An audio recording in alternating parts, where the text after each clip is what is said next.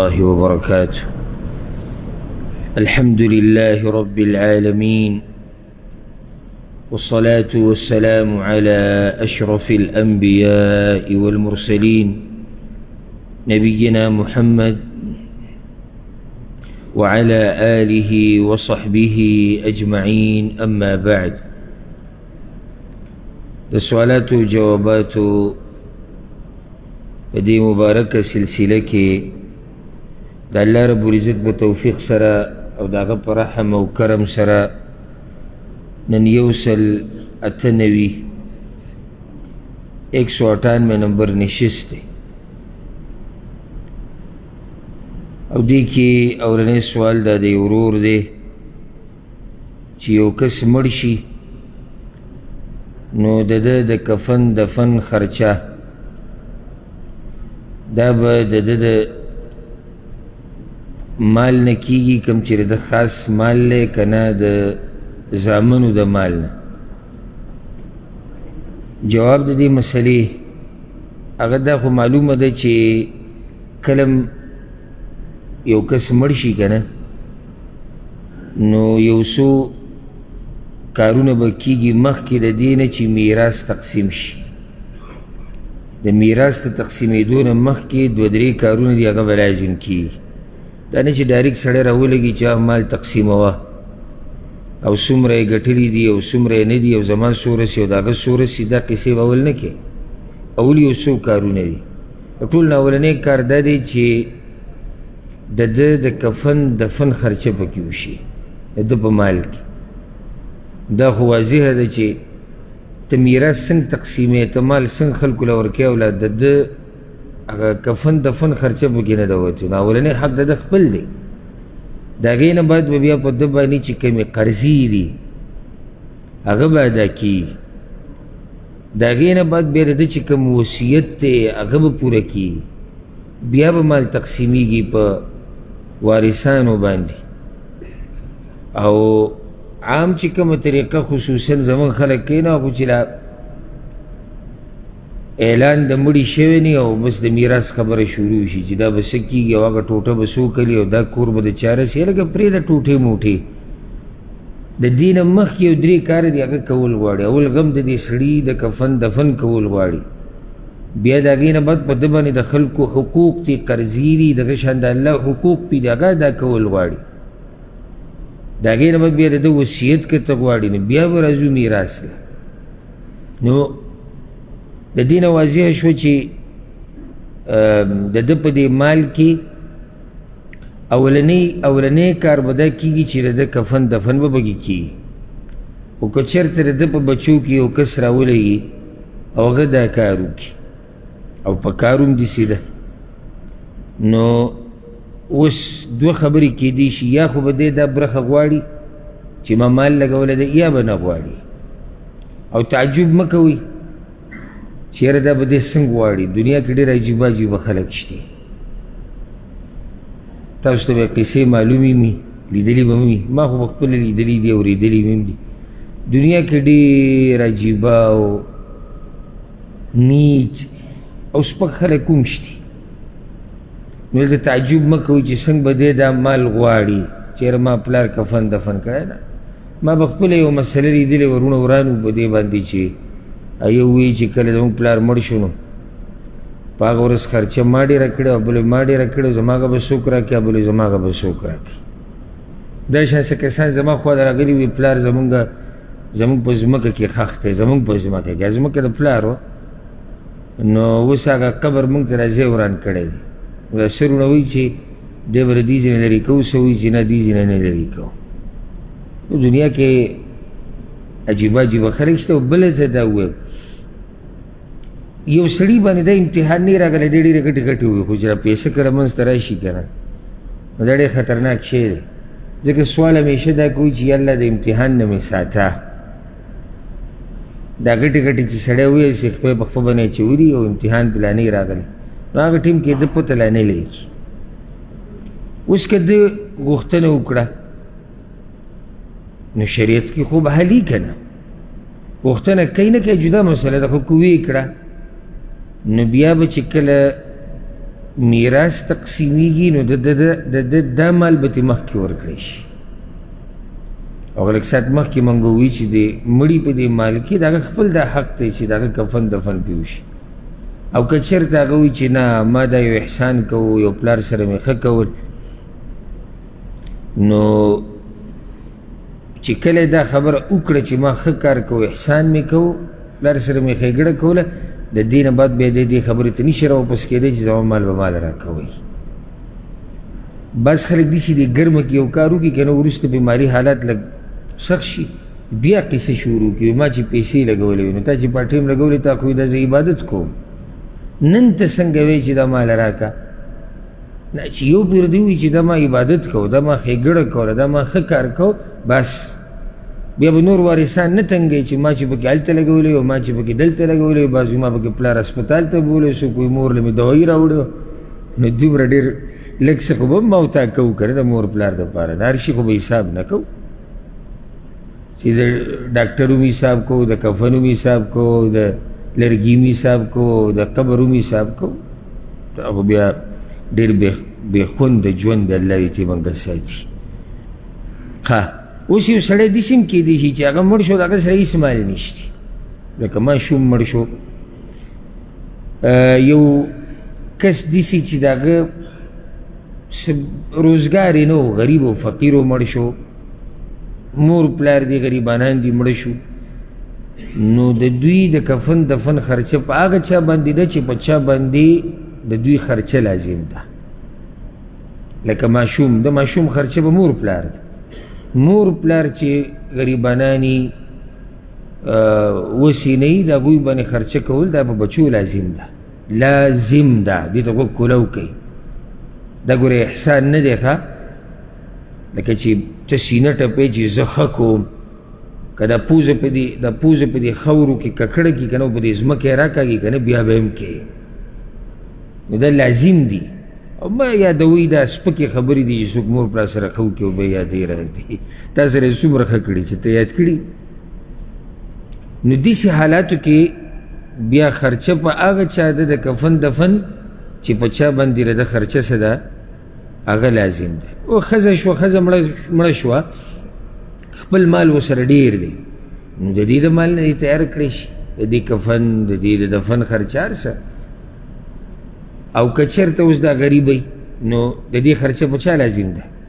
په خاوند باندې، نو خاوند به بیا دا کار کوي. اوس که چېرته داسې وشي سبیل پرده د فایدې دپاره ذکر کوو، یو سړی د هغه مړ شو، پخپله غریب دی، او په چا چې د ده خرچه لازم ده هغه هم غریب دی، نو بیا په مسلمانانو باندې دا ذمهواري ده چې د کفن دفن خرچه وکړي. ښه نو جواب د دې ورور واضح شو چې دا به د چا د مال نه کېږي. خو دلته ته یو مسله ذکر کړم، یعنی موږ مسله چې کومه بیان کړه دې ته وایي تجهیز المیت. تجهیز المیت معنا د کم وخت نه چې د انسان نسا ووته د ښخولو پورې په ده چې کومه خرچه لګي د هغې مسله بیانه شوه، د کم وخت نه چې سا ووته د ښخولو پورې، نو دې کې دنه د کفن او د کفن نه غیر چاپېره چې څه ته ضرورتي او ښخول او هغې کې څه ضرورتي، دغه غرض او مقصد و. نو سړی به چې د دې وضاحت ته څه ضرورت و دې باندې خو موږ پوه شو. نه دلته یو بله نقطه ده اهمه، هغه دا چې بعض خلک کفن دفن کې دا ماتمونه هم شماري، لکه قاریان به راولو هغوی به قرآن ختموي، نو دې له به دیګ نه پخوي، دا دیګ به د چا په خرچه پخېږي؟ ښه 3 ورځې به را جمع کېږو، ماتم به کېږي، کټونه به لګي، دیګونه به باندې، دا به د چا په خرچه کېږي؟ د دې سره به څه کوو؟ ښه بیا 3 را روانه ده، بیا 9 را روانه ده، بیا 40 را روانه ده، دې خرچه به چا کوو؟ موږ وایو خرچې مرچې ته ضرورت نشته، دا څومره اعمال چې ذکر شو دا بدعات او خرافات دي، د دې په شریعت کې هېڅ قسمه گنجایش نشته. شریعت چېرته دا نه دي ویلي چې ته قاریان راوله قرآن پسې ختم کړه، شریعت دا نه دی ویلي چې 3 او 40 شریعت دا نه دی ویلي چې 3 ورځې خاص کو د دې لپاره کټونه ولګوه او دیګونه باندې که واده ترې جوړ کړه، دا شریعت نه دی ویلي. نو چې شریعت یو کار نه دی ویلی هغه په دغه کې موږ نه دی ذکر کړی، موږ شرعي کارونه ذکر کړو چې د دې خرچه په چا ده. داسې نه چې یو کس وي چې ښه د خرچې تذکره وشو نو دې کې د دیګونو خرچه هم راغلی، دې کې د ماتمونو هم راغلی، دې کې د قرآن د ختمونو هم راغلی، دې کې د نورو بدعات او خرافات چې زموږ په علاقو کې خلک کوي هغه پکې هم راغلو. نه، ما د هغې تذکره نه ده کړې، او زه ولې د هغې د خرچې تذکره کوم او هغه په شریعت کې شتي نه. زه به یو کس ته دا مسله واضح کوم چې کله ته قرآن دپاره خلک راجمع کړي او سپاره سپاره ورله ورکړي او دیګ پخې، نو دا پیسې به څوک ورکوي؟ هغه د دې داسې مثال دی که نه، لکه یو سړي د بلډینګ بنیادونه لا نه دي راخېجولي او چت پې اچوي. نو اوس ما ورته بحث کوو چې دا چت به څنګه ور اچوي؟ یاره دې طرف ته به څنګه یې او دغه طرف ته به څنګه یې؟ لکه یو کس په لاره تېرېدو هغه وایي اول خو د بنیادونه راوخېجوئ که نه، ته خو اول بنیاد راوخېجوه، بیا به د هغې نه بعد د چت مسله ګورو. ته اول دا مسله ثابته کړه چې دا کار په شریعت کې شتي، نو بیا به دې له راشو چې خرچه په چا ده. نو چې په شریعت کې شتي نه، نو د خرچې باید څېړو سله. دغه شان بل ورځ یو کس مانه تپوس وکړو، منځ کې دا خبره ذهن ته راغله، وایي زموږ یو خپل مړ شو، د هغې دپاره د هغوی خپلوانو دا کار وکړو چې 3 ورځې بعض علما او مقررین او واعظینو سره خبره وکړه چې تاسو به راځئ او نصیحتونه به کوئ او خلک راجمع دي او پروګرامونه به کې وشو، بیانونه به کې وشو، دا به جایز یې او که نه. اوس که عام سړي ته دا خبره وکړي چې علم ورسره نه، هغوی څومره ښه کار یې وکړو. ستاسو ذهن ته هم راغلی چې ګوره علما رالو، تقریرونه وکړو، پروګرام یې جوړ کړو. شرعا دا کار او د دې حکم سره په دې باندې هغه سړی پوهېږي چې هغه الله علم ورکړی او په دې مسله پوه. د رسول صلی الله علیه وسلم په زمانه کې مړي شوي دي، د صحابه کرامو په زمانه کې خلک مړه شوي دي، خو هغوی چېرته اول خو هغوی دا کارونه نه دي کړي چې په یو ځای کې راجمع شي او د یو څو ورځو لپاره ناستي. او که بالپره داسې وشو لکه زموږ په ځایونو کې خلک راجمع شي او ته لاسنیوي له ورلې او تا بغیر د دې نه چې پروګرام یې ښودی شوی دی، تا یو څو منټه خبرې وکړې د الله دپاره، دې کې خو هېڅ حرج نشي، په دې تا ته څوک څه نه وایي، دا خو دې ښه کار وکړو. هسې هم خلک راجمع شوي دي، ناست خو دي، خو موږ د اول نه دا مسله بیانوو چې آیا خلک 3 ورځې راجمع کول د تقریرونو دپاره او د بیانونو دپاره په دې چې مړی شوی دی، د دې خو په شریعت کې څه ثبوت نشته، هېڅ ثبوت د دې په شریعت کې نشته. یو خو ما تاسو ته فرق کوئ په مسله کې، ګوره داسې نه په مسله پوه نه شئ دروازې نه وځي او نور څه بیا وایي. یو هغه دی چې خلک راجمع شوي دي او یو کس راغی یو 2 نصیحت یې وکړو چې مرګ را روان دی، د الله نه ویرېږي، خو صحیح خو دوی د مخکې نه اتفاق خو نه دی کړی چې موږ به داسې کار کوو. زه د هغه خبره کوم چې مخکې نه داسې اتفاق شوی دی چې داسې چل به کوو. ولې؟ ځکه چې مړی شوی دی. نو دا چا ویلي دي چې د مړي په تعزیت کې به سټیج جوړېږي او په هغې به مولیان کښېني او بیا به تقریرونه او بیا به نظمونه او بیا به نعتونه او بیا به جړاګانې او بیا به د مړي صفتونه وي؟ ټول غیر شرعي کارونه دي، ټول غیر شرعي کارونه دي. او اکثر چې کوم مولیان او قاریان صاحبان خفه دي نشي، حق ته به حق وایو که هغه هر څوک او د هر چا په باره کې ډېر په دې رد په دې نه کوي، په خپل وطن په تجراکار بې دلیله خو د ډېرو دې سره کاروبار روان دی او دې ته ناسې انتظار کوي چې کله به داسې کېږي او کله به دغه کېږي او کله به داسې کېږي. زه خپل ځاني ته یو خبره وکړم، زه د دې بعضو د لاسه چې د علم او د علماو سپکاوی د دوی د لاسه کېږي، د دوی د لاسه والله زه اکثر د چا خواله ډېر نظم راځم، ځکه چې د خلکو ذهن کې یو نقشه جوړه شوې ده، هغه نقشه باندې بیا ما هم تلي، یاره دی هم بس هغه ډوډۍ دپاره او جیب ته به زما ګوري او زه به مالدار یم او زه به خان یم او زه به ملک. اکثر به کې بعضو ملګرو ته ښه صفا ووایم لکه چې مالي حیثیت یې برابري، نو هغوی ته ووایم چې ګوره زما ستا سره وروري دوستي د الله د رضا دپاره چېرته ذهن ته دا رانهولي چې ګوره تا سره پیسې دي ځکه سره زه رابطه ساتم. کله نه کله شکي شه باسې ځان سره ځم داسې نه ته په زړه کې دا راشي، ځکه چې د بعضو د غلطیانو د لاسه بیا بعض جاهلان ټول خلک بدنام کړي، چېرې دا به ټول داسې د عوامو کې هم داسې کېږي. لکه اوس یو معاشره ده، یو قوم به ووایو، یو ملک به ووایو، یو علاقه به ووایو. یو علاقه کې یو کس تا ولیدو چې ډم دی، دوه دې ولیدو ډمان دي، آیا د دې کس دوو د لاسه موږ داسې ویلی شو چې ټول علاقه ډمان دي؟ یو پکې غل دی، دوه پکې غله دي، 100 پکې غله دي، موږ داسې خو نه شو چې دا قوم ټول غل دی. دا غلطی ده. ګوره مسلمانانو کې څومره ګناهونه دي، اکثر مسلمانان دروغ وایي، اکثر دروغ وایي. آیا اسلام موږ ته دروغ ښودي؟ یا مسلمانان دي چې د اولې ورځې نه چې دوی دروغجن دي؟ نه، خو کمه د هغه خلکو دی چې څوک دروغ وایي. نو خبره مې دې دپاره کوله چې دا بعض چې په دې باندې رد نه کوي، نو د هغوی په دې باندې څه رواني؟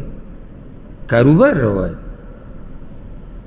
او بس دقې ته ناسي الله دې عفو وکړي، او دلته دوا او هلته دوا او دلته دوا. دوا کې څه عیب نشته، خو چې سړی دې د پروت او دې نه کاروبار جوړ کړي او دا خلک یې عادت کړي. ځکه موږ ته خو ډېر داسې کسان رابطه وکړي، هلته دوا دلته دوا. زه مې وروره هسې به ته دوا کوو، او دوا د مسلمان د هر ځای نه قبلېږي.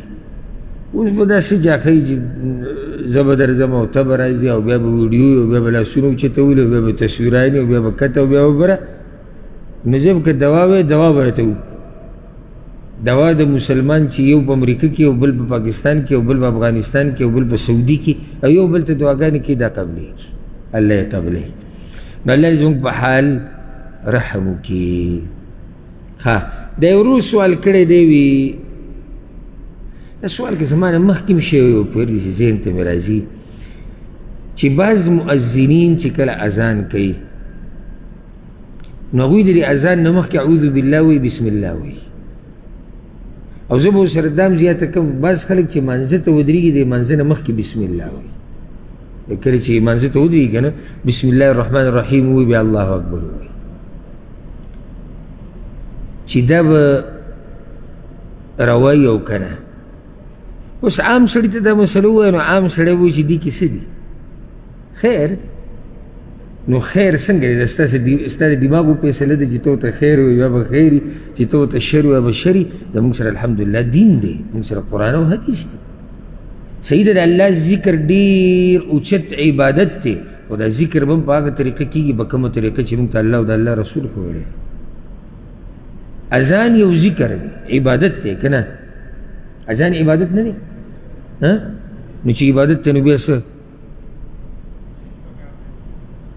دلیل په کار دی چې دا به څنګه کېږي، څه به نه کېږي. اوس یو سړی راپاڅي اذان کوي، او اذان نه مخکې اعوذ بالله من الشیطان الرجیم بسم الله الرحمن الرحیم الله اکبر الله اکبر. ابل ویس خبره موږ نه خبره ده، لږ صبر وکړي. اذان عبادت دی که نه دی؟ هغه یو عبادت دی. نو د عبادت دپاره خو دوه شرطونه دي چې دا به د الله دپاره خاص وي او د پیغمبر په طریقه به وي. آیا د پیغمبر دا طریقه وه چې د اذان نه مخکې به اعوذ بالله بسم الله وي؟ نه. نو چې نه، نو بیا نه. او حدیث کې راځي رسول صلی الله علیه وسلم من عمل عملا لیس علیه امرنا فهو رد. چا چې داسې عمل وکړو چې زموږ پې امر نه او په دین کې څه اصل نه وي، داسې عمل وکړو، دا عمل مردود دی. دغه شان چې مانځه ته م ودرېږي، مانځه ته چې ودرېږي نو د تکبیر نه مخکې بسم الله ویل ګوره نشتي. اوس یو سړی لکه د یو نیم سړي د عادت چې پاسي بسم الله وایي، دا خو د د پاسېدو سره وایي چې د الله یاد کو. په دغه ورته موږ څه نه وایو، عامې الله یاد کو، یو کار سړی کوي الله یاد کړي. خو چې کله ته مونځ شروع کوې، نو دا مونځ عبادت دی، د دې نه مخکې صرف د زړه اراده ده چې هغې ته نیت ویلی کېږي. هم په زړه کې، په ژبه نه ده، په زړه کې اراده او نیت او قبلې ته مخ کول او الله اکبر ویل، د دې نه مونځ شروع کېږي. نو د مانځه نه مخکې بسم الله ویل دا نشته. ها دا یو ورور سوال کړی دی، یو سړی دا طریقه کاری دی چې هغه د هرې میاشتې په اخره کې څه مال هغه ټاکلی دی او هغه د الله په لار کې ورکوي. دې طریقه ده. خو داسې وخت پې راغی، بعض میاشتې یو څو میاشتې پې داسې راغلی چې مالي حالات یې کمزوري وو. اوس به دی دا کار لازم مخکې پوره کوي او که نه؟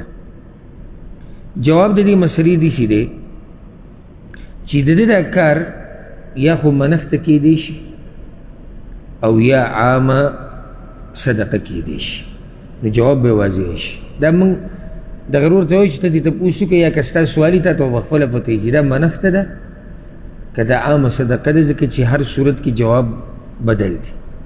که چېرته دا منښته یو منښته دې ته وایي چې یو سړی په ځان باندې د الله دپاره یو عبادت لازم کړي، چې په ما لازم دي زه به د الله دپاره په میاشت کې 3 ورځې روژې نیسم، په ما لازم دي چې زه به د الله دپاره د پلانې څاروی حلالوم، په ما لازم دي چې زه به د الله دپاره هر میاشت په آخره کې 200 روپۍ ورکو. دا اوس دې ته منښته وایي، یعنی شریعت په تا دا عبادت نه دی لازم کړی، خو تا په ځان باندې لازم کو. حکم د دې څه دی؟ دا به پوره کې که چېرته دا عبادت شي لازم به پوره کې، او که چېرته دې کې د الله نافرماني بیا به نه کې.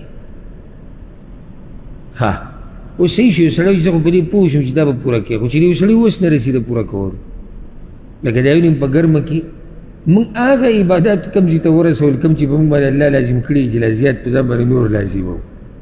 راشه زمونږ د هغه عباداتو حال وګوره کم چې الله به موږ لازم کړي دي. اوس الله به موږ باندې 5 منځونه په ورځ او شپه کې لازم کړي دي، دی به اوده پروتي یا به کور کې کوي یا به کوي، خو څه په ګډوډ حال کې به کوي. دی پکې لا زیاتي دا وایي چې په ما د الله دپاره دا شو چې زه به هره شپه د الله دپاره 100 رکعاته لمونځ کوم. نو ته خو اول دا نور سرته ورسوه، ته دا 5 منځونه خو اول سرته ورسوه، بیا به درځي ګور. نو یو نیم سړی ګرمه کې خبره وکړي. موږ نه دا سوال ډېر کېږي، بعض پکې لا داسې ووایي ما ته سوال راغلی چې که چېرته دا کار داسې وشو نو زه به د الله دپاره هر ورځ روژه نیسم. هر ورځ روژې ته کله نیولی شي؟ یا زه به هره میاشت د الله دپاره 50,000 روپۍ ورکوم، 10,000 روپۍ ورکوم. بیا وروسته وایي یاره طاقت مې نه رسي. نو چې کله منښته کوئ، یو خو دغه مکروهه منښته ده. مکروهه دا ده چې وایي چې که الله داسې وکړو زه به داسې وکړم، ځکه دې کې یو قسمه شرط تړي.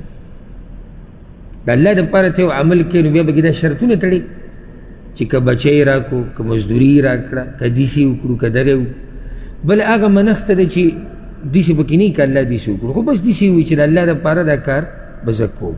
نو موږ وایي سر ته به یې رسوې، او سر ته یې نشم رسولی. نو الحمدلله حل حدیث کې شتي، صحیح مسلم کې حدیث دی، رسول صلی الله علیه وسلم وایي کفارة النذر کفارة الیمین. کفاره د منښتې هغه کفاره د قسم ده، چې څوک یې نشي پوره کولی هغه به د قسم کفاره ورکړي.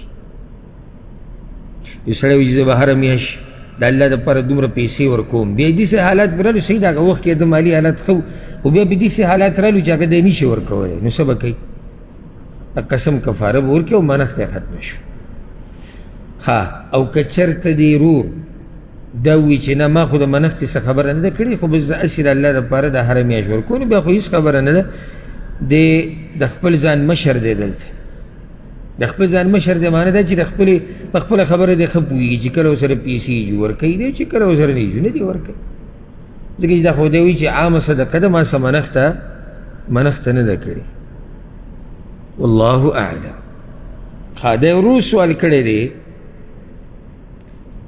چې د مخکې ورځو کې د ویتر د مانځه مسله بیان شوه په بعضو درسونو کې، او هغه دا چې د ویترو قضا به څنګه راوړي، او چې یو سړی ویتر وکړي او ویده شي او بیا راپاسي د شپې او نور مونځ کول غواړي. نو دغه مسله باندې زه ډېر پوهه نه شوم، که دا راته مختصر ووایه. اول دا مسله یاده کوي د ویترو قضا. که تاسو ته یاد وي ما تقریبا میاشت مخکې تفصیلي په دې باندې خبره کړې وه، عمدة الاحکام په درسونو د ډېر تفصیل دپاره هغه اورېدی شي. اول دا مسله ده کې چې د ویترو قضا د هغه چا دپاره ده چې هغه معذور وي. معذور څه مطلب دی؟ چې عذر وتی. غیر معذور انسان چې ویتر پرېږدي د ده دپاره قضا راوړه نشته. لکه یو سړی قصدن عمدن ویتر پرېږدي، دی به یې څه شي قضا راوړي؟ قضا خو د هغه چا دپاره وي چې هغه د عبادت کوو، خو څه خبر وله مخې له راغله د هغې د لاسه دې پاتې شو. ګوره حدیث کې دا راځي، 2 قسمه حدیثونه دي. یو کې هغه دي چې رسول صلی الله علیه وسلم وایي چې د ویترو قضا نشته، بل قسم حدیثونه به کې دی چې د ویترو قضا شتي. یو سړی چې دا حدیثونه وګوري هغه به وایي چې یاره دا خو یو بل سره ټکراو نه خوري. یو ځای کې پیغمبر وایي د ویترو قضا نشته، بل ځای کې وایي د ویترو قضا شته. چې کله علم ورسره نه وي نو اکثر د هغه نه منکر حدیث جوړ شي، لکه زموږ په ملک کې چې یو څو دانې پیدا شوي دي، هلته د سره پخپله علم نشته. په کومو حدیثونو کې چې رسول الله صلی الله علیه وسلم ویلي چې د ویترو قضا نشته، دا د هغه چا دپاره دي چې چا سره عذر نه وي. او کومو حدیثونو کې چې ویلي دي چې د ویترو قضا شتي ده د هغه چا دپاره چې هغه معذوره دی. ګوره حدیث کې راځي، امام ابن حبان راوړی، من ادرک الصبح ولم یوتر فلا وتر له. په چا باندې چې سحر راوختو او د ویتر نه یې کړي نو د ده ویتر نه کېږي. او د چا مبارک چې قصدن عمدنې پرېښودي دي، سحر راوختو او د لا ویتر نه دي کړي، دغه شان ډډه یې لګولې ده، ښه بېغمه ناست دی. اوس دې هم راغی تپوس کوي زما د ویترو قضا شتي؟ نو جواب نه کېږي. ها بل طرف ته حدیثونه دي، رسول الله صلی الله علیه وسلم وایي من نام عن وتره او نسيه فليصليه اذا ذكر. د امام ابو داود د حدیث راوړی صحیح حدیث دی چې څوک د خپل ویترو نه اوده پاتې شو یا تیر شو نو چې کله ورته رایاد شو ولیکي. اوده پاتې شوی دی خو معذوره دی، که هیر شو تی معذوره دی. دا قسم حدیثونه د هغه چا دپاره چې هغه سره عذر دی. هغه مخکینی چې کوم ما حدیث ذکر کو هغه د هغه چا دپاره چې عذر ورسره نشته. نو د دې نه مخکې چې ته د الله په خبرو یا د رسول صلی الله علیه وسلم په خبرو باندې یو حکم لګوې که نه او د هغې مبارک یو فیصله کوې نو د هغې نه مخکې لوی علم پکار دی، جوهر علم. دا داسې نه چې تا کتاب دو مطالعه کړي د اردو یا د پارسۍ یا د پښتو دو درې کتابه دي کتلي دي او راغلی او ځان یې د ګډ مفتي جوړ کړی، نن سبا خو موبایل مخې ته کېده شروع که چې څه وی پخوا به د سکرین ته رسېدم یو غټ کار و، که هغه دنیوي مسله و که هغه دیني و. اوس خو ځان ته موبایل کمره کې کېده و بره ورته چې څه لیکې ویډیو باندې عنوان هغه ورته ولیکه او شروع وکړه. او زموږ پښتانه ګورې دومره جوور هم نه ځي، مه خفه کېږه، پښتنو کې چلېږي. کېدای شي نور قومونه دې تحقیق وکړي، تپوس وکړي چې دا څوک دی، دا د کوم ځای دی، دی څه بیانوي، دی پوهه دی په دین کې، آیا دی ډاکټر دی، آیا دی انجینیر دی، آیا دی استاذ دی. خو پښتنو کې غم مه کوه، چلېږي پښتنو کې چلېږي، خو د پښتنو د خواهشاتو مطابق خبرې کوه یا ورسره څه بېهوده حرکات یا خوا دېخوا کوه، ویډیوګانې به دې چلېږي، هېڅوک تپوس نه کوي. خو صرف داسې مسله بیانوه چې د خلکو د خواهشاتو مطابق. لکه اوس یو سړی راښکاره شو ویډیو وکړه، مسافر روڼه مسافر لپاره دا مسافر، دې ته څوک نه ګوري یا څوک دی څوک نه دی، خو دا به لازم خلک خوښوي. ولې؟ د مسافرو خبره یې پکې وکړه. بس پښتانه دي سي او پښتانه بس موږ په پښتنو مین او موږ پښتنو. اوس پښتانه دې ته نه ګوري چې دا سړی وایي څه، د مقصد څه دی او دا څوک دی. نه، خو ورته ویډیو کې پښتانه یاد کړو، بیا موږ په ځان پوهېږو. او چې له حدیث راته څوک وایي چې پښتون هغه قوم دی چې د دوی کور د ټوپک نه خالي نه وي او دوی چې دشمني شروع کړي نو ټول خاندان تباه کوي. او بل ورته داسې هغه خوشحالېږي، څه شي به مني، د یو کس سره دشمني د ټول خاندان تباه کوي ته ورته پښتون به مني. دی ستا صفت نه کوي، دی تا پورې خاندي خو ته پرې نه پوهېږي. بیدار شئ، هوښیار شئ، سوچ کوئ خبرې ته چې دا مخامخ سړی څوک دی، دی څه بیانوي او په څه مقصد یې بیانوي، او آیا دی د دې لایق دی چې دی دې په یو داسې منصب باندې کښېني او موږ ته دې خبرې وکړي. لکه زه تاسو ټول ما ته ډېر قدرمن یې او زما د زړه سرونه یې والله، او تاسو سره چې دلته کښېنم نو د الله دپاره مې تاسو سره محبت دی. خو که زه اوس تاسو کې یو کس راولم او دلته یې کښېنم چې نن د سوالاتو جوابات ته ورکړه، دا به صحیح کار کوم که غلط کار به دلته ورته هم غلط نه وایي، صحیح کار به کوم که غلط به کوم.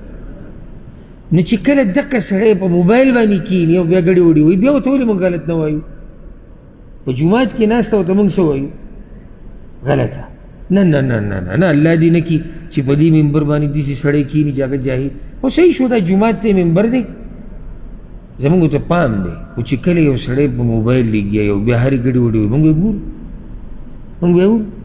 دا څومره چې پښتنو کې دا ګډې وډې نشر کېږي که نه، کاغه ډمتوب دی، کاغه فحاشي ده، کاغه دروغ دي، کاغه دوکې دي، کاغه د دین په نوم باندې تجارت دی، کاغه په دین کې غلط کارونه دي، بدعات دي، هغه د دې د لاسه چې بس موږ تحقیق نه کوو، موږ صرف پراته ویډیوګانو ته به چې بېروزګاري عامه شي بیا خو بل څه کار نه وي.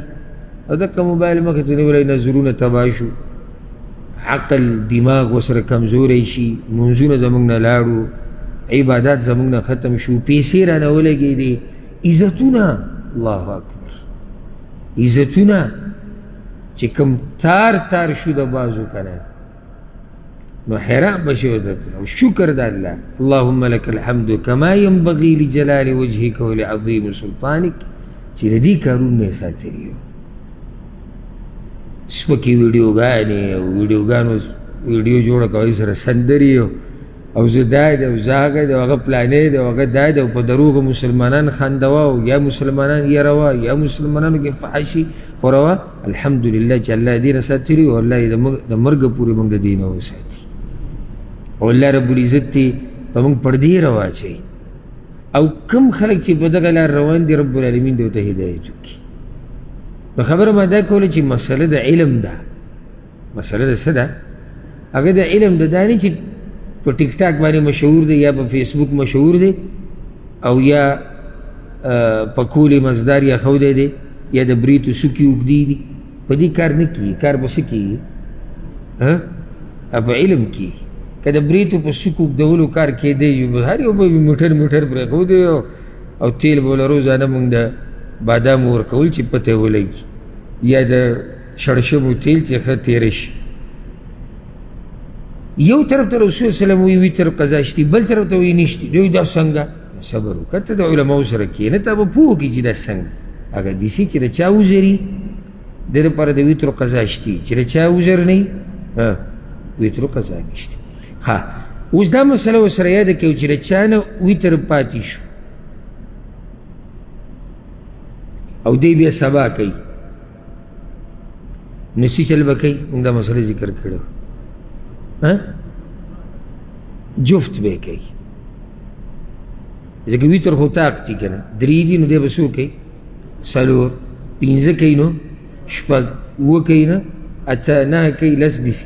او دلیل په دې باندې صحیح مسلم حدیث دی، رسول صلی الله علیه وسلم بارک عایشه رضی الله عنها وایي چې کله به د رسول صلی الله علیه وسلم نه د شپې مونځ پاتې شو، ګوره عذر ته ګوره، من وجع چېرته به بیمارو او غیره یا د دې نه علاوه بل څه عذر به و، صلى من النهار 12 رکعه، نو د ورځې به 12 رکعته مونځ کوو.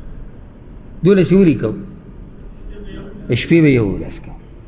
ورسره دا مسله یاده کړئ، دا رور چې وایي چې یو سړی راپاڅېدو ویتر یې وکړو، لکه بعضو خلکو د عادت دی چې هغوی ویتر وختي کوي، اوده شو راپاڅېدو، اوس اراده یې ده چې یاره د شپې 2 رکعته 4 رکعته نور وکړم.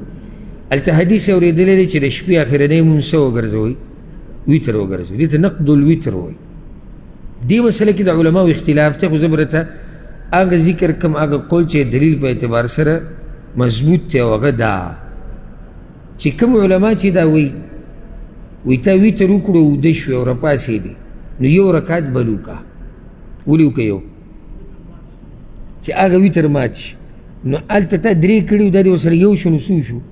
4 شو. یو دې کړی دا ورسره یو شو، نو 2 شو. دا خبره کمزورې دلیل په اعتبار سره، یو خو د رسول صلی الله علیه وسلم نه ثابته. دویمه دې کې څه دي ګوره، حدیث کې راځي چې لا ویتران فی لیله، امام ابو داود راوړی، په یو شپه کې 2 ویتر نه کېږي. نو دی اول ویتر کړي دي، بیا به اوس په آخره کې ویتر کوي، نو څو ویتر یې وکړو؟ 2، بلکې زم 3 وکړو. څو ویتر یې وکړو؟ 3. اولی ویتر کړي دي 3 رکعاته، بیا 1 رکعت وکړو، دا به ویتر دی. بیا چې کله مونځ ختم کړو بیا یې ویتر وکړو، نو څو راجمع کړو؟ 3. بله مسله دا ده څنګه دا 1 رکعت د هغې سره یو ځای کېږي او په منځ کې خوب راغلی دی او د ده پکې اودس مات شوی دی او ده پکې ډوډۍ خوړلې ده او ده پکې خبرې کړي دي، نو څنګه دا 1 رکعت به د هغې سره یو ځای کېږي؟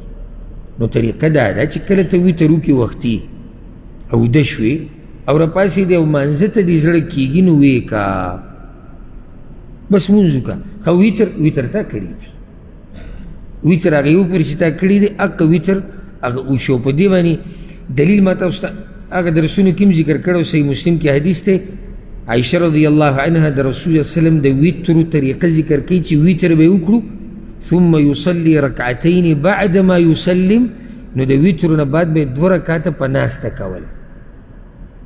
دا 2 رکعاته کله وکړو؟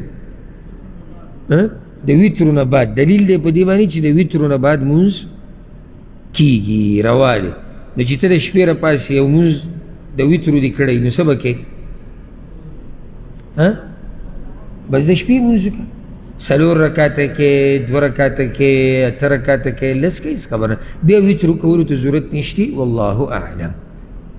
د ورو سوال کړی دی وی استخاري د مونځ بار بار کول پکار دي کنه یو پیر کافي دی؟ څو پیرې موږ دا مسله ذکر کړې ده.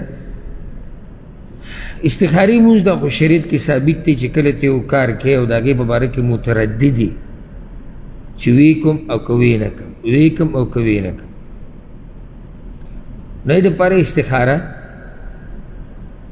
دا یو قسمه د الله سره مشوره ده او الله په دې کار کې بیا برکت ډېر ورچوي او د انسان ته داسې یو لار وښیي چې دی په هغه طرف روان شي. شریعت خو دا نه دي ویلي چې ته بار بار کوه، لکه رسول الله صلی الله علیه وسلم دا نه دي ویلي چې د یو کار دپاره 10 پیرې وکړه، 15 پیرې وکړه، 20، هغه داسې عادت نه دی ښوولی. خو که څوک یې بار بار کوي او زړه یې نه مطمئن کېږي نو دې کې څه حرج نشته، ځکه چې شریعت دې دپاره څه عادت نه دی ټاکلی. بعض ملګري هغه داسې چې یو پیر استخاره وکړي او زړه بیا هم څه نتیجې ته ونه رسي نو دې مسلې نه نه خبر، بس بیا دغه شان ګرځي را ګرځي چې اوس څه وکړم. خیر دی بیا وکړه استخاره، بیا استخاره وکړه، بیا استخاره وکړه، الله رب العزت ورته یو لار کولا وکړي. او که پوره مونځ نه کې، که د استخارې دا دعا ته څو پیرې ووایي، لکه استخارې دعا چې کله ته مونځ ختم کې څو پیرې ده؟ یو پیر. یو سړي 2 رکعاته مونځ وکړو د استخارې دعا یې 3 پیرې وغوښته نو هم څه حرج نشته. صحیح مسلم کې حدیث دی د رسول الله صلی الله علیه وسلم مبارک راځي کان اذا دعا کرره 3، رسول الله صلی الله علیه وسلم چې به دعا وغوښته 3 پیرې به یې وغوښته. نو که یو سړی په مانځه پسې استخارې د دعا څو پیرې ووایي؟ 3 پیرې، 2 پیرې، د دې نه زیاته ووایي نو انشاءالله دې کې به څه حرج نه وي. والله اعلم. د یو روز سوال کړی دی، وایي موږ 3 ملګري وو او موږ په شریکه تجارت شروع کړی دی. یو هغه دی چې هغه مال به لګوي، یو به مال لګوي، دویم به بیا دا کم سامان او څه راوړه چې دي او څه اخیسته دي د دې ذمهواري دا ده،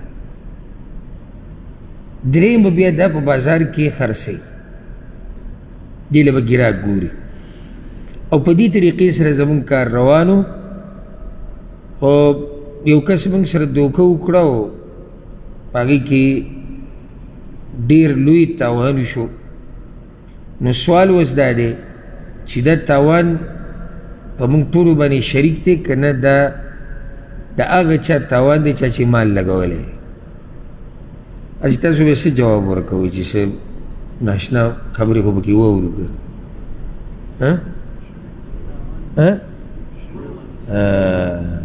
دغه داسې فیصلې اکثر خفه کېږئ مه، داسې فیصلې اکثر ما لیدلي دي چې خلکو کړي دي په بیټکونو په مجالسو کې او هغه د شریعت خلاف وي.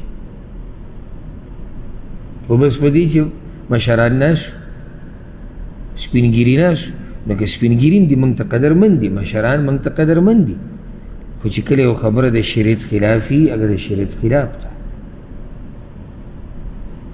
دا خو شریکو نو چې شریکو نو تاوان یو شان دی.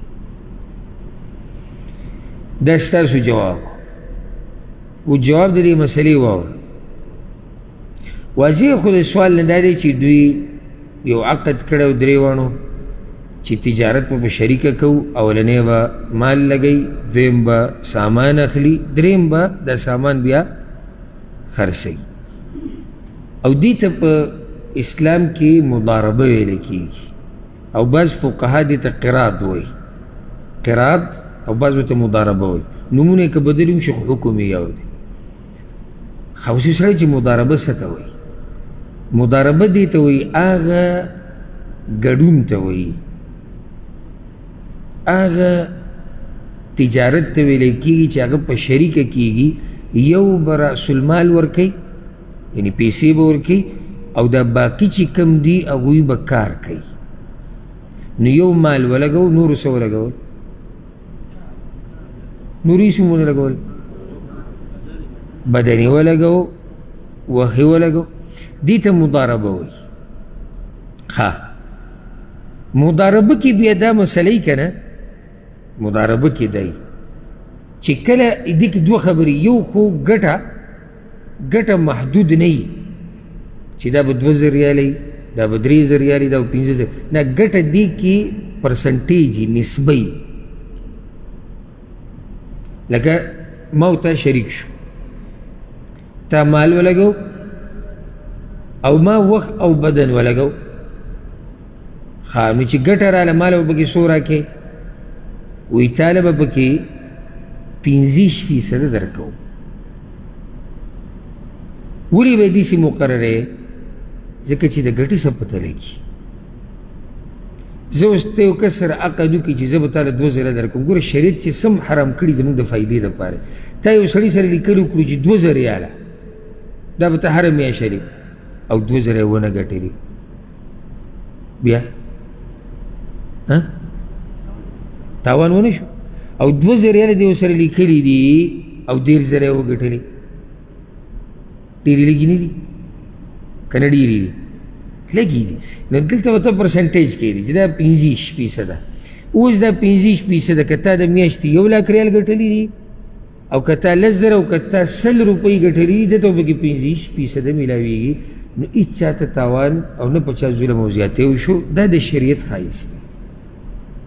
دویمه مسله په مضاربه کې دی چې دې کې تاوان وشو که نه، نو د مال والا مال لاړ، او چا چې بدن او وخت ورکړی دی د ده دغه بدن لګېده، د ده د محنت او د ده د وخت لاړ، تاوان ونه شو. نو دلته اکثر وي دا تاوان به صحیح تقسیمي. څنګه تقسیمې ته؟ که موږ داسې ووایو چې یو دی احمد، بل دی خالد، بل دی محمد. خالد مال لګولی، احمد محمد غریبانو منډې والي، خوله دې تلې ده، یو ځي ته او بل ځي ته او کته او بر او تاوان وشو. هغه پیسې چې خالد لګولي دي چې هغه 1 لاک مثال کې دي یا 15 او یا 1000 دي، هغه دوی راواغېستې 15,000 به ورکوئ. نو دې 2 سره زیاتی ونه شو، هغوی چې دا وخت ورکړه او بدن لګول هغه هم تاوان شو، پیسې به هم راغلي که نه؟ نو چې په مضاربه کې تاوان راشي، د پیسو تاوان به په چای چا چې پیسې ورکړي. نو دا نور بچایان دي، مزید دي، وخت لاړ، ځان یې ستړی کړی دی، کیدی شي د په دې تجارت کې منډې والي. موږ ته خو دا پیسه ډېر غټ شی ښکاري که نه، خو اوس یو سړی دی پوره میاشت یې منډې ووالي، سهار پاسې غریب او د شپې راځي، او د میاشت په آخره کې دته وویلی شو چې ستا هېڅ ونیشتي، د تاوان نه شو؟ موږ صرف د پیسو دې طرف ته ګوري چې دا غریب تاوان وشو، د هغه غریب خو تاوان وشو، خو د دې غریب هم پېښه بنیادي وته. نو چې ته بیا دا پیسې راوالې او په دوی تقسیم کې، نو په ده دې تاوان ښه زیات کو که نه؟ اوس هم په هغه جواب ولاړې که بدل به یې کوي؟ دا طریقه د هغه تجارت ته، دې باندې به هر تجارت نه قیاس کوي چې هغې ته مضاربه وایي چې مال یو لګولی او نورو بدن او وخت ورکړی. که مال د دوی شریکي، مال دوی لګولی دی، نو بیا په هغې کې تاوان د مال هم شریکي، هغې تاوان د مال هغه هم بیا شریکي. والله اعلم. دا ورور سوال کړی دی، وی ما باندې د قسم کفاره ده، لسو مسکینان له خوراک ورکوم. سوال دا دی چې د لس مسکینان په یو کور کې نو د یو کور له ورکولی شو؟ دویمه ده، او که دا خوراک زه قسمه قسم ورکم، لکه 2 کیلو وړه، 2 کیلو وریجې، 100 لیټره پی یا غوړي، نو داسې ګډوډ کولی شم او که نه؟ جواب دا یاد کوي قرآن کې الله دا خبره ذکر کړې چې د قسم کفاره هغه کې لسو مسکینانو د خوراک ذکر دی. لس غریبانانو له خوراک ورکول غواړي د یو ټیم، که دا په یو کور کې او که دا جدا جدایي. ناول خو دا مسله حل شوه چې د یو کور له ورکولی شي. دویم، ورکوي به خوراک پیسې به نه ورکوي ځکه چې الله اطعام ذکر کړی دی، فکفارته اطعام 10 مساکین. الله خوراک به ورکوي او ما ته د الله نه نشو مخکې کېدی چې موږ نه پیسې به ورکو، پیسو ضرورت ډېر دی، نه خوراک به ورکوي. دا خوراک ته بدلولی را بدلولی شي، خو شرط پکې دا دی، ګوره شرط دا دی چې دا هغه خوراکي چې د دې وخت د خلکو قوتي او هغوی په دې باندې ژوند تېروي. لکه ته راولګېدې څه دې غنم ورکړو، څه دې جوار ورکړو، وریجې دې ورکړې، نو دا رزق دی که نه؟ داسې رزق چې د هغه وخت خلک په دغې باندې د هغوی ژوند روان دی، ته قوت ویلی کېږي. نو که ته دا بدل را بدل کړې څه خبره نه ده. یو له دې وریجې ورکړې، بل له دې غنم ورکړو، بل له دې وربشې ورکړې، بل له دې جوار ورکړو، او په دې طریقې سره هېڅ حرج نشته. لکه ګوره لسو مسکینانو له جوړه جامه اخیسته پکې هم شتي که نه؟ ها، یو له ته جوړه راواخیسته کاټن جوړه، بل له دې جوړه راواخیسته بل قسم، دا به کېږي که نه به کېږي؟ کېږي، هېڅ خبره نه. نو چې هغه څنګه کېږي دلته دا هم کېږي، خو یو 2 خبرو تنبیه ورکوم. ضرور پکې منځ کې او 2 لیټره پی، نو دلته دا خبره یاده کوي چې پی خو هغه څه نه دي چې هغه د یو علاقې والا رزق ګڼلی کېږي او د دوی ژوند ټول په دې روان دی. نو ځکه پی که څوک ورسره زیاتي ورکړي هغه جدا خبره ده، خو دې باندې دی داسې نشي ویلی چې ما قوت یا خوراک ورکو دغه علاقې د خلکو یا د هغه وخت سره چې کم مناسب دی. صرف په 2 حالاتو کې. او سوال همیشه دا کوي الله نه چې الله موږ ته علم نصیب کړي، چې علم د سره یې که نه هر څه به ته واضح وي. موږ پی مه ورکوه، یعنې مه ورکوه مطلب دا نه شمارلی کېږي، الا ده که زیاتي ورکوې څه خبره نه. خو 2 حالاتو کې چې ته ورکې صحیح د ستا کفاره ادا شو. هغه 2 حالات څه دي؟ یو چې ته یو بانډه کې ورکې او هغه بانډې والا یا بانډو والا خلک ټول په پیو ژوند تېروي. داسې علاقې شته که نشته؟ سحر ماښام د هغوی خوراک څښاک هغه څه دی؟ هغه پی دي. بس دکه څاروي ورسره یو د هغوی نه پی او دکه د دوی هر څه دي. لکه ته دوی له پی ورکې، دا کفاره څه ده؟ صحیح ده. دویم، یو بل حال هم کېدی شي، یو کور دی چې هغه غریبانان دي، تا تپوس وکړو چې دې کور کې څو غریبانان دي؟ 10 دي، خو په دې 10 کې 2 ماشومانان دي 2 کالونه لاندې د هغو پی څکي، دوی له پی پکې ورکولی شي؟ ولې؟ دقه د هغوی خوراک ته ژوند یې پرې روان دی. خو چې ته اوس غټ پټ سړي له صرف چې دی 1 لیټر پی دې رااخیستي، په پی باندې به سړی څه وکړي؟ صحیح دی، ګیلاس دې سړی کله ناکله اوس هم په مخ یې نه څکو منګه،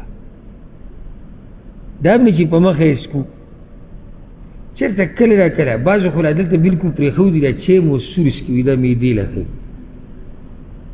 نو پی چېرته کله ناکله سړی وڅکي، داسې ضرورت ورته نه دی چې د دې نه بغیر به اوس دې وریجې شوې، په محله کې خوراک کېږي، غنم شو، جوار شو، اوړه شو، او داسې پسې بیا ځه. نو په مسله پوه شوې که نه؟ حده پکې د غوړو ذکر هم کړی چې غوړي نه، غوړي کفاري په خوراک کې نه شمارلی کېږي. غوړي مستقل ځان له رزق او خوراک دی. نو غوړي د څه دپاره چې خوراک پې تیار کړي. زه اوس راولګم یو غریب له چې دی یو څو لیټره غوړي ورکم، نه وریجې شتي، نه غوښه شتي، نه اوړه شتي، هېڅ هم نشي. دی به دې څه کوي؟ هېڅ هم نشي کولی. که د خوراک سره غریب له ما خوراک کړو، قسم کفارې خوراک ته تا ورکو، هغې سره دې وله غوړي م ورکړو چې دوی پې ځان له دا شی پوخ کړي، دا خو دې ښه کار وکړو، الله به دله اجر ډېر درکړي. خو دا پای کې شمارم، دا پای کې شمارم پتن چې ورسېدی به که نه. آخرنی سوال هغه دا دی چې یو زنانه تپوس کوي، وی چې د یو زنانه ویښته ډېر لنډ دي، نو دا په عمره کې څنګه دا ویښته واړه کوي؟ اول خو دا مسله یاد ساتل پکار دي چې که چېرته ښځه د سر ویښته واړه کول غواړي، کمول یې غواړي، نو دا جایز دي، خو دې لپاره شرطونه دي. یو شرط دا دی چې دومره به یې نه کموي چې د سړو په شان شي، ځکه چې حدیث کې لعنت راغلی دی په دغه ښځو چې هغوی د سړو پېښې کوي. دویم شرط دا دی چې دا به د فاسقانو، فاجرانو، ډمانو سره ځان نه یو شان کوي، چې نه دا د هغوی سټایل دی او دا د هغوی طریقه ده. نو که چېرته دا پکې نه وي او دا د خپل ویښته واړه کوي، نو دې کې څه حرج نشته، خو دومره به یې نه کموي چې څه ترې جوړ شي، سړی ترې جوړ شي. او نه به سړي په ویښتو کې داسې چلونه کوي چې ښځې ښکاري. سړي هم ویښته ګټولی شي، خو د هغې خپله طریقه ده، حدود دي، دا د هغې د بیان ځای نه دی. خو ویښته که واړه مې بعض پکې داسې سټایل کوي لکه د ښځو. یو څو ځایونو کې ما څه کسان ولید هغوی به د سر کې هغه پټه ایښودي. موږ خو چې څومره لیدلي زنانو به پخوا دا پټې ډېرې استعمالولې، اوس یې زنانه هم ډېرې نه استعمالوي. موږ چې واړه وو په هغه وخت کې ما ته یاد دي، دا به د جنکو په دوکانونو کې به ډېرې خرڅېدي، جنکو به دا پټې داسې داسې کې ایښودي چې دا ویښته یې مخې ته نه راځي. ذهن ته به راغلی پټه که نه چې کومه اوس څه ایښودي، هغه شی چې ته مستودو کې پروت و، بیا دې بعضو هلکانو راویستي دي. اوس هلک په ویښتو کې پټه ایښودی. زه په دې پوه نه شوم چې اوس دا د جنکو دا سټایلونه ولیدي، بعضو نام نهاد به ورسره، بعض نام نهاد هلکانو شروع کړي دي. که جنکۍ پټې ږدي، که جنکۍ شونډې اړی راړی، که جنکۍ ناز او ادا کوي، خو زه هغه الله پیدا کړي دي چې دا پورې خوند کوي، او اکثر یې خاوند ته کوي، خاوند ته پې ځان دروند کي، خاوند ته پې ځان نږدې کي، د خاوند زړه پې ځان ته راواړي. نو دا یار د چا زړه ځان ته راړي؟ اوس که داسې وي چې ښځې راته ویلي دي چې ته دا پټې مټې لګوه، په دې ته زما خوښې، دا به عجیبه ښځه چې سړي ته وایي چې ته د ښځو حرکت کوو چې ته زما خوښ شي. نو سړي له هم نه دي جایز چې دی په ویښتو کې هغه څه وکړي چې هغه د چا طریقه ده، هغه د ښځو ده. او ښځو له نه دي جایز چې ویښته دومره واړه کړي چې هغه د سړو د ویښتو په شان شي. اوس د دې زنانې ویښته واړه دي، دا به دې څنګه لرې کوي؟ نو په عمره کې څه دومره ویښته لرې کول خو نه دي د نارینو هغه په شان. لکه یو کس غریب خپله نیا راوستې وه حج له، سر یې وله کټه کړی، نو خبر د مسلې. عمره کې حج کې خو داسې دی چې سړو دی په شان ماشین به پې وایي، یا به په قینچي ټول ویښته وایي، یا بلیټ نه. یو د عبدالله ابن عمر نه ثابت دی یو اثر کې، هغه وایي د دې ګوتې د سر په اندازه انموله ده، دا اولنی بند چې ده. او بعض علماو خو لا دا ویلي دي، وایي دا تحدید هم رسول الله وسلم نه دی کړی چې د ګوتې سر په اندازه، دا خو د یو صحابي یو فتوه ده. خو که څوک یې د دې نه کم کي نو هم څه حرج پکې نشته. نو مقصد څه دی؟ ویښته لرې کول دي د ټولو ویښتو نه. نو د زنانو د ټولو د سر د ټولو ویښتو نه ویښته اخیستا ثاني چې هغه ونیوی شي، او بیا چې آخري کمیسوکې دي د هغې نه د ګوتې د سر امره، یا که ویښته ډېر واړی او واړه کړي هغوی چې دا خو به ښه واړه شي، که د دې نه هم راکم کړي څه حرج هغه نشتي. والله اعلم. ډېر سوالونه پاتې شو، دا به انشاءالله روان نشسته پرېږدو. الله رب العزت دې موږ پوه کړي په قرآن او په حدیث باندې. هذا والله اعلم، وصلى الله وسلم على نبينا محمد.